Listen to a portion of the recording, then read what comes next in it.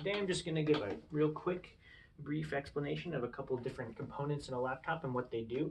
So I'm going to start off right here with the processor, which is actually under this black thing. It's just like a green box under there. It basically is kind of like the brain of the computer. It tells the other components what to do. Well, it just like runs calculations. It's what tells programs when to launch when you click to run a program. And just like it's basically the brain of the computer.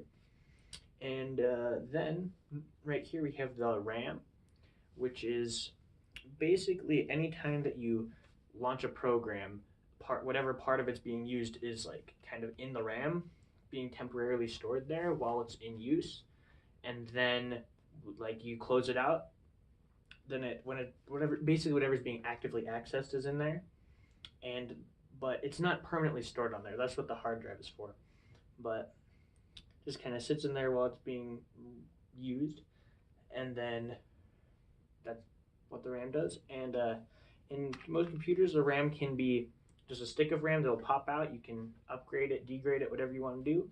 But there's also RAM that can be built into motherboards right here. So that's actually another stick of RAM that's built into the motherboard. And then it has a slot here so you can add more RAM if you'd like. Some motherboards don't have RAM built in, some do. I'd say the majority don't, but it is a thing. Then now the hard drive, which is right here. And basically, let me disconnect that real quick.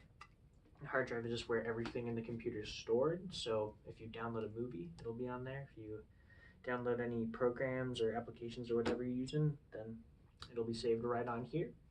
Then the difference between like the RAM and the hard drive is they're both measured in gigabytes, so it can be a little confusing because like 8 gigabytes of RAM is for most people more than enough RAM, whereas 8 gigabytes of storage could not even fit an OS on it. So the hard drive is where everything is downloaded. It's like permanently stored on here unless you delete it, but everything is saved on here. When you shut the computer off, it's still saved on here. It's always just sitting on here.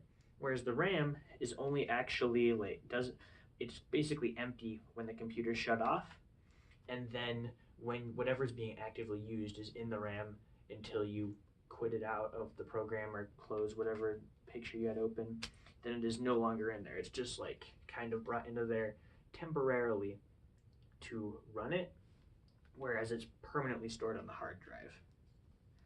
Then right here is the battery for this laptop, or I think it might be a couple separate batteries, but basically that's what powers the laptop. There's the charging port right there, and I don't think that needs a whole lot of explaining. It's just kind of you need the electricity for the computer to be able to boot up and function.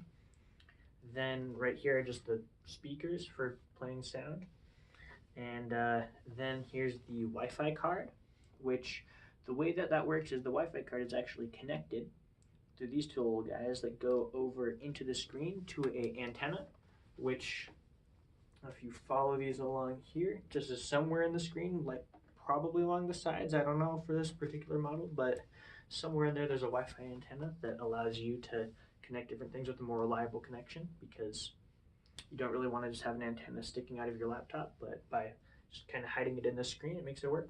Then I think that is the vast majority, except for the motherboard, which is just all of this green computery looking stuff that it's just like one big piece where that's just how everything's connected. So for laptops, the processor is often integrated into the motherboard, where it's just like it's permanently part of it, whereas in desktops most of the time it's like you can just switch out processors. Some laptops you can, but not all.